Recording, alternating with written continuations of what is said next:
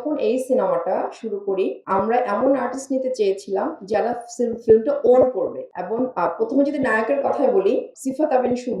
ও আমরা আমাদের সিনেমার গল্প অনুযায়ী একই সাথে খুব অ্যাকশন করতে হবে, একই সাথে ডান্স জানতে হবে, একই সাথে অনেক ডেডিকেটেড হতে হবে। তো সিফাতের আমি কাজ দেখেছিলাম প্রথমে কলকাতা ডায়েরিসে। তো এরপরে আমি দেখলাম যে ওর সাথে কথা বললাম, আমরা কথা বললাম যে কি ধরনের সে কাজ করতে চায়, ডেডিকেশন কেমন। এটার জন্য সে কিন্তু সবকিছুর ট্রেনিং নিয়েছে। আমরা কিন্তু সিনেমায় কোনো ডামি ইউজ করিনি। আপনারা যখন সিনেমা দেখবেন মারপিট থেকে শুরু করে যত রকম ডামি, লাফ, ঝাপ সবও করেছে। মানে এমনও গেছে যে ও আরেকটু হলে পড়ে যেত, এই টাইপের ইনজিওর্ড হওয়ার সম্ভাবনা ছিল। আর এই যে ডেডিকেশন, একটা যখন সিনেমা আমরা শুরু করি, সবাই জানে এখানে লিড কাস্টিং ছাড়া সিন দু একটা থাকে। লিড কাস্টিং যদি আপনাকে হেল্প না করে, আপনি মাঠে শেষ।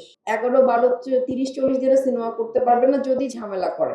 তো আমি চেয়েছিলাম ঝামেলাহীন একজন নায়ক, যে হচ্ছে অ্যাকচুয়ালি কাজ করতে চায় না। একদম আমি তো নতুন শুরু করেছি, আমি কোন রকম ওরকম ঝামেলা যেতে চাইনি যারা হচ্ছে ঝামেলা বাজ। আমি চেয়েছি আমার সাথে সাথে যে হচ্ছে ওন করে, আমার সিনেমাটা ওন করবে। কারণ যখন আপনি একটা কাজ করবেন, ওন না করলে না আপনি সেটা পারবেন না। আর